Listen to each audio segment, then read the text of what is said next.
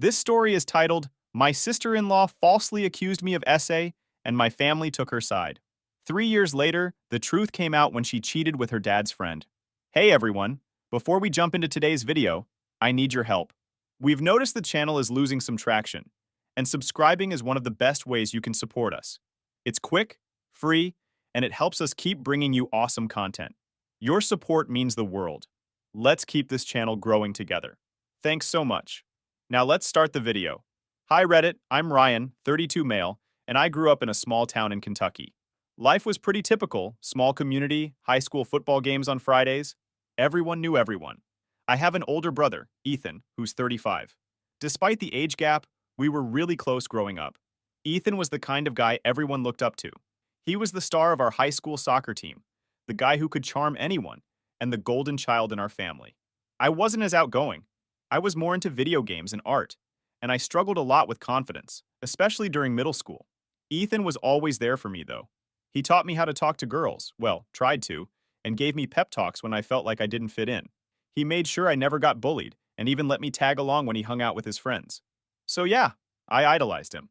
After high school, we went our separate ways. Ethan went into sales, climbing the ladder fast, and I became a graphic designer. But still, we made it a point to stay close. We'd talk every week, and when we visited our parents' home, it was like nothing had changed. A few years ago, Ethan met Julia at a work conference in Chicago. She was a freelance consultant, smart, confident, and according to Ethan, absolutely stunning. He fell head over heels. I didn't meet her until they'd been dating for a few months, and honestly, from the start, something about her didn't sit right with me. The first time I met Julia was at a family BBQ Ethan brought her to. Everyone seemed impressed. Julia was super chatty, cracking jokes and blending in easily, but then she started making some questionable comments. At one point, she pointed out one of Ethan's friends and said, "Wow, that guy is a total dilf. Don't let him near your single coworkers, Ethan." I remember glancing at Ethan, expecting him to be annoyed or at least embarrassed, but he just laughed it off. Later, she made a joke about how, if Ethan ever got boring, she'd just trade up.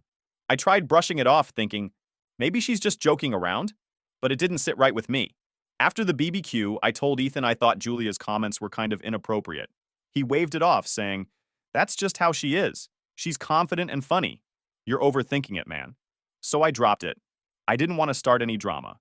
As their relationship got more serious, Julia's behavior became harder to ignore.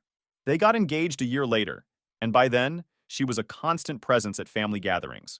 She had this way of being the center of attention, loud, opinionated, and always cracking jokes. Sometimes it felt like she was trying too hard, but I kept my mouth shut. It wasn't until their wedding that things really started bothering me. During the rehearsal dinner, Julia made a joke about one of my friends, Eric, who was helping out with the event. She loudly commented, "Eric's got that rugged lumberjack thing going on. If I weren't taken, I'd be sliding into his DMs right now." I could see Ethan shift uncomfortably, but he still didn't say anything. Afterward, Sarah, my fiancée, and I talked about it, and she admitted she didn't like Julia either. "She's a lot," Sarah said, and not in a good way. At their wedding reception, Julia was even more over the top. She made a toast where she joked about how Ethan won her over with his wallet and not his dancing. Everyone laughed, but I couldn't help but cringe. Who says that on their wedding day? By this point, I was pretty much done trying to give her the benefit of the doubt. Ethan was happy, though, and I didn't want to rock the boat. But things got worse after they got married. Julia started making bolder comments, especially about me and Sarah. One time, we were at a family gathering, and Julia turned to Sarah and asked, "How did you end up with Ryan? You seem like the kind of girl who'd go for someone who's, the life of the party." Sarah handled it gracefully, just laughing it off, but I could tell she was annoyed. Another time, Julia made a crack about my job, saying, "Must be nice to doodle for a living. I should have gone into graphic design instead of consulting." Ethan laughed nervously, and I felt my blood boiling, but I bit my tongue. The final straw for me was at our parents' anniversary party. Julia walked in wearing a dress that was, let's just say, way too revealing for a family event. She spent the entire night making flirty comments to random people, including some of Ethan's coworkers who were there. At one point, she made a joke about how one of the older men reminded her of a handsome version of her dad. When I brought this up to Ethan later, he snapped at me.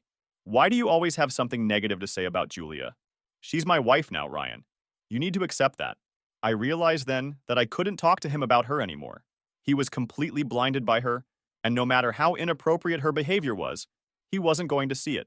I wish I had been more direct with him, or tried harder to get him to see what was going on. But at the time, I figured it was his life, and as long as Julia wasn't directly hurting me, it wasn't my place to interfere. Of course, I didn't know how bad things were going to get. Julia wasn't just annoying or inappropriate, she was manipulative, and she knew exactly how to push people's buttons. Ethan and Julia had been married for about 6 months when Julia started randomly showing up at my apartment. At first, I thought it was just her being friendly, after all the mean comments she used to throw about me. Maybe Ethan talked to her, but looking back now, it was super weird. The first time she came over, Sarah wasn't home. I was in the middle of working on a freelance project when Julia knocked on my door. She said she'd locked herself out of her car and was waiting for a locksmith. I didn't think much of it and let her in, assuming she'd wait a few minutes and then leave once the locksmith arrived. Instead, she stayed for almost an hour, chatting about random stuff. Her work, Ethan, their dog, whatever popped into her head. At one point, she commented on how cozy my apartment was and said it felt like a safe space. I wasn't sure what to say to that, so I just kind of nodded and mumbled something about Sarah decorating the place. The locksmith finally called her back, and she left. I didn't mention it to Ethan because, honestly, I thought it was just a one-off. But then it happened again. A week later, she showed up with this random thank you basket for Sarah and me. It was full of fancy snacks, cheese, crackers, chocolates. She said it was for always being so supportive of her and Ethan. I thought it was a nice gesture, but it felt a little over the top. She ended up staying way longer than I was comfortable with. Sarah wasn't home again, so it was just me and Julia. She sat on the couch, chatting about how stressful her job was and how hard it was adjusting to married life. I tried to steer the conversation toward Ethan like, well, I'm sure Ethan helps you out, but she just kind of laughed and said, oh, you know how he is. After she left, I told Sarah about it, and she raised an eyebrow. That's odd, she said. Why is she coming over when I'm not here? I don't know, I replied. But it's starting to feel weird. Breaker, we agreed that if Julia showed up again, I'd find a way to cut the visit short. The turning point was one rainy evening. It was one of those dreary days where you just want to stay in and relax. Sarah was out running errands, and I was catching up on a Netflix series when Julia knocked on my door. She was soaking wet, holding an umbrella that was clearly not doing its job. She said she and Ethan had a huge fight about their finances and that she needed someone to talk to. I hesitated but figured it would be rude to turn her away, especially since she looked so upset. I let her in and made her a cup of tea while she went on about how Ethan didn't understand her stress and how he was being too controlling about money. She sat on the couch, looking all pitiful, and I felt awkward as hell. Then she started making comments that crossed the line. She leaned back and said, "Your place is so relaxing compared to my chaotic house. It feels good to just breathe here." I didn't know what to say, so I just muttered, thanks. She kept going, saying things like, "You're such a good listener. Ethan could learn a thing or two from you." She kept trying to get closer to me, making me uncomfortable. At that point, I stood up and moved to the chair across the room, trying to put some distance between us. I told her, "Look, I'm sure you and Ethan can work things out. He's a good guy."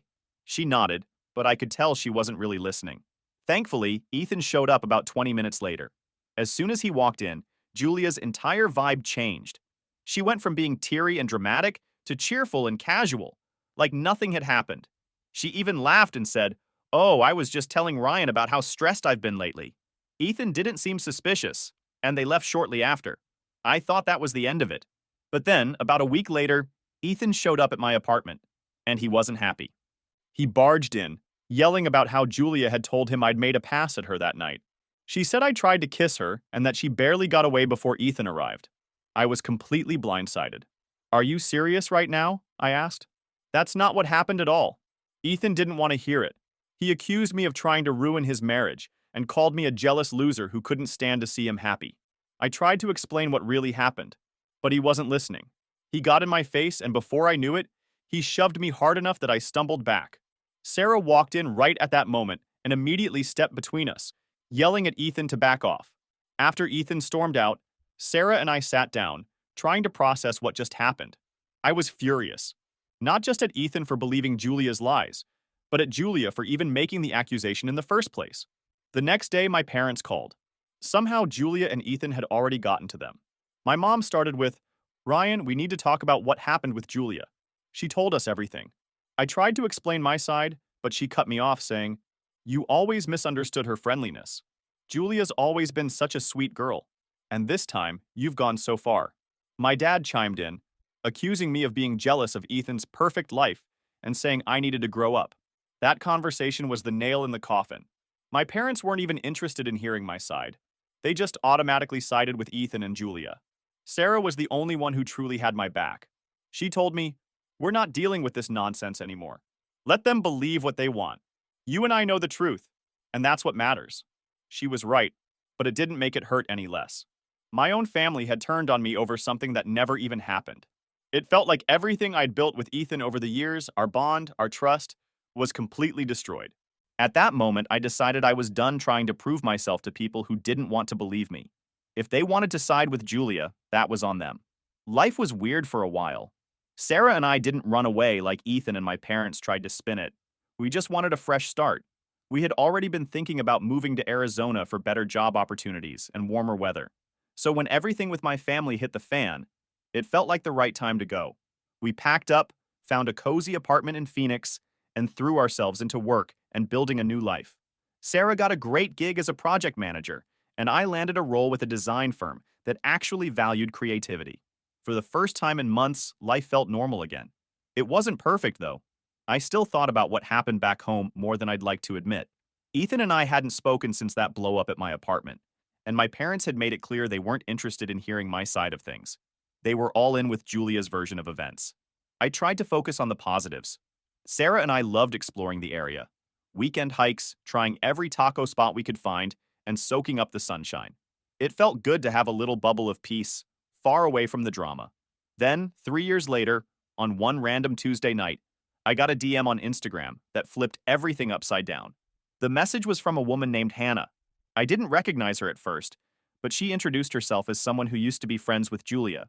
Apparently, Hannah had been on Julia's Pam Instagram account, the one Julia used to vent and post stuff she didn't want most people to see.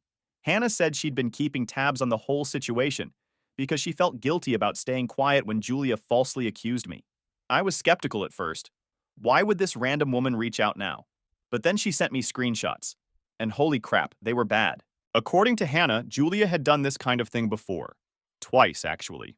The first time was in college. She accused a guy in her dorm of making inappropriate advances toward her at a party.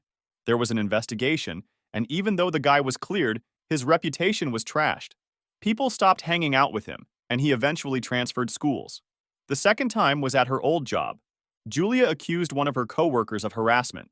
HR got involved, but the guy was cleared after they reviewed emails and camera footage. Still, he quit not long after because of all the whispers and awkwardness in the office. The worst part? Hannah sent me screenshots from Julia's spam account that were dated around the time of her accusation against me. In one post, Julia joked about how easy it is to make people believe what you want if you cry hard enough. In another, she referred to Ethan as her boring ATM and said she was counting down the days until I don't have to deal with this crap anymore. My stomach dropped. I knew Ethan had no idea about any of this. Sarah sat next to me while I read through the messages and looked at the screenshots. "You need to save all of this," she said, grabbing my laptop so we could back everything up. Part of me wanted to just delete the DM and move on. I didn't want to get dragged back into the chaos. But another part of me felt like I needed to know the full story. So, I kept talking to Hannah. She told me Julia had started distancing herself from their friend group about a year before her wedding. "She got really weird," Hannah said. Like she didn't want anyone getting too close or knowing too much about her life. When I asked why Hannah hadn't come forward sooner, she admitted she was scared. Julia was manipulative and had a way of turning people against each other. "She'd find a way to make me look like the bad guy," Hannah said. "But when I saw what she did to you, I couldn't stay quiet anymore." Hearing all this was a lot. I felt angry, vindicated, and sick all at the same time. For months, I'd been painted as the bad guy, someone who would betray his own brother, while Julia was out here bragging about manipulating everyone. Sarah was my rock through all of this. She kept reminding me that none of this was my fault, and that I didn't owe anyone an explanation or apology. But I couldn't stop thinking about Ethan. How could he be so blind? Julia wasn't just toxic, she was dangerous. She'd lied to him, manipulated him, and humiliated him behind his back. I felt like I had some closure. Julia's lies had caused so much damage, but now I had proof that I wasn't the crazy one. And yet, There was a nagging feeling in the back of my mind. If Julia had a history of doing this to other people, what was stopping her from doing it again? Or worse, what if she turned her manipulations on Ethan in an even more destructive way? So here's where everything really started to fall apart for Julia. I honestly didn't think things could get messier, but man, was I wrong. After Hannah sent me all those screenshots from Julia's spam account, I sat on them for a bit. I wasn't sure what to do with the information. Sarah and I agreed that reaching out to Ethan might not be the best move. He had made it clear where his loyalty was, and I wasn't ready to deal with more of his nonsense.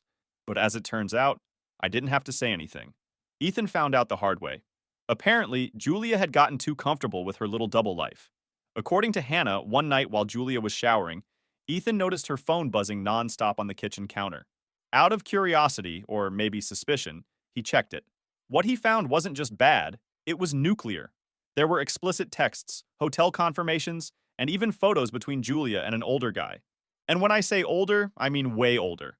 This guy wasn't just her sugar daddy, he was her dad's longtime business associate, someone Ethan had probably shaken hands with at family events. The messages made it crystal clear what was going on. They were meeting up during her work trips and spending weekends together at fancy resorts. She even bragged in one of the texts about how easy it was to get Ethan to believe her lies. When Julia got out of the shower, Ethan confronted her immediately. From what I've heard, it wasn't pretty. Ethan demanded an explanation, and Julia, being Julia, tried to spin it. She told him the messages were just fantasy roleplay, and that it wasn't what it looked like. Ethan didn't buy it. So then she switched tactics. She accused him of being neglectful, saying he worked too much, didn't pay enough attention to her, and basically drove her to seek comfort elsewhere. Classic deflection. But Ethan wasn't having it. He kicked her out that night.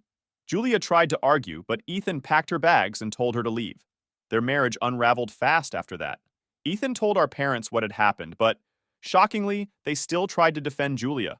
My mom said, "Marriage is hard, Ethan. Maybe you should go to counseling." Yeah, because couples counseling totally fixes infidelity and secret sugar daddy situations. But here's where karma finally caught up with her. Hannah wasn't the only one who knew about Julia's sugar daddy. Apparently, the guy's wife had been suspicious for a while. She started digging and eventually found proof of the affair. Texts, emails, everything. And she didn't hold back. The wife made everything public. She shared the screenshots with their entire social circle, which included a lot of people in their business community. At this point, Julia's life was in complete free fall, and things just kept getting worse for her. The first major blow was to her career. Julia had built this image of herself as this successful, polished consultant, someone who could land clients and close deals like a pro. But once her affair became public knowledge, and with her name tied to a messy divorce, her professional network wanted nothing to do with her.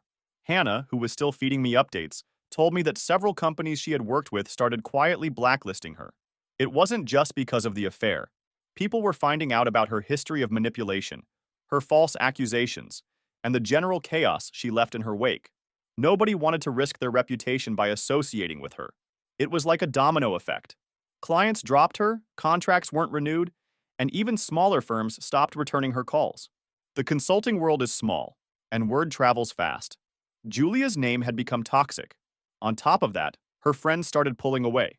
A lot of the people who had initially taken her side during the drama with me and Ethan started to see her for who she really was. Some of them had their own stories about Julia stirring up trouble or making inappropriate comments. And once they realized this wasn't just a one-time thing, they cut ties. Even her family had enough. From what I heard, her dad was furious about the affair, not just because it was with one of his business associates, but because it dragged their family name into the mud. Julia had always been his golden child, the one he bragged about at parties and family gatherings. Now she was an embarrassment. He disowned her completely. Julia's mom was apparently more conflicted about it, but she eventually followed suit. They didn't want anything to do with her. Now, you'd think at this point, Julia might step back and reevaluate her life choices. But nope. Instead, she decided to double down on playing the victim. She started a GoFundMe titled something like, "Help a Domestic Abuse Survivor Rebuild Her Life." The description was full of vague accusations about Ethan being controlling and emotionally abusive. She even mentioned estranged family members, that'd be me, who abandoned her in her time of need. For a brief moment, it seemed like she might actually get away with it. A few people donated, probably out of pity, or because they didn't know the full story. But then, the internet did what the internet does best. People started sharing screenshots of her messages, posts from her spam account, and all the evidence of her lies. It didn't take long for the comments on her GoFundMe page to turn brutal. Domestic abuse survivor? More like a serial liar. Funny how she's the victim in every story. Starting to think the common denominator is you, Julia. Y'all better Google her name before donating. She's not who she says she is. The backlash was intense. Within a week, Julia took the page down, but the damage was done. Any remaining credibility she had was gone. Then she disappeared from social media altogether.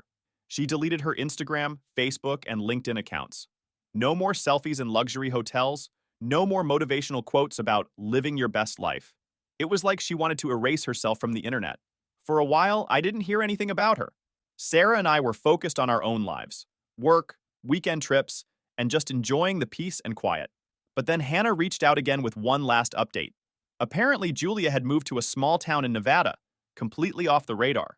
She was working as a waitress at some diner, far from the life of designer bags and fancy parties she used to flaunt. Hannah even sent me a picture someone had taken of her at the diner. She looked different, tired, like life had knocked her down a few pegs. She was wearing a plain uniform, her hair pulled back in a way that felt practical, not stylish. I didn't feel sorry for her. Julia had brought this on herself, but I couldn't help but think about how far she'd fallen. This was someone who had spent years building a facade, only to have it crumble in the most spectacular way. Julia's world completely collapsed. She'd lost her career, her friends, her family, and her shiny image. All that was left was the person underneath, and it turns out there wasn't much there. I finally felt like I could move forward. But of course, life wasn't going to make it that easy.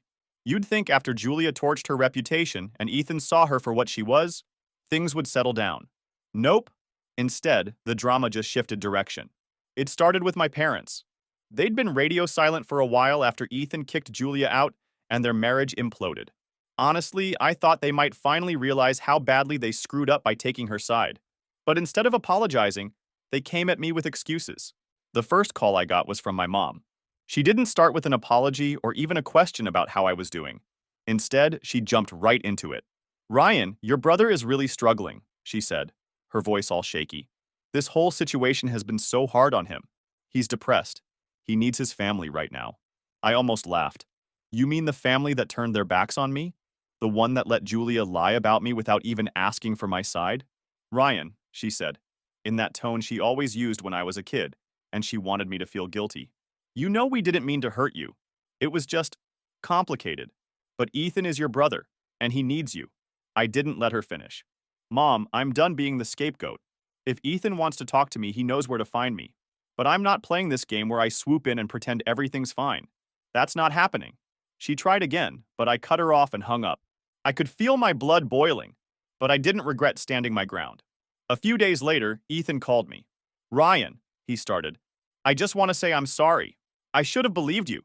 I should have seen through Julia." It was the first time I'd heard him admit he was wrong, and it caught me off guard. But I wasn't about to let him off the hook that easily. "I appreciate the apology, Ethan," I said, "but you didn't just believe her. You came to my home, accused me of something I didn't do, and got physical with me.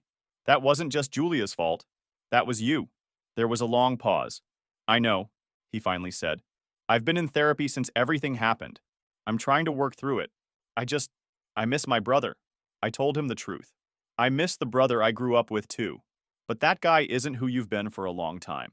You need to fix yourself before we can even think about fixing anything between us." He said he understood, but I could tell he wasn't happy.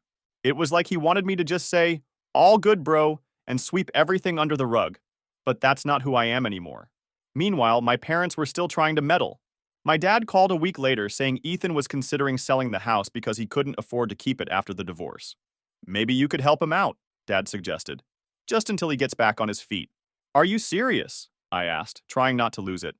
"You want me to bail him out after everything? How about you sell something and help him?" Dad got defensive. "Ryan, he's your brother. Family helps family." "Funny how that only applies when it benefits Ethan," I shot back. "Where was that energy when I needed you to have my back?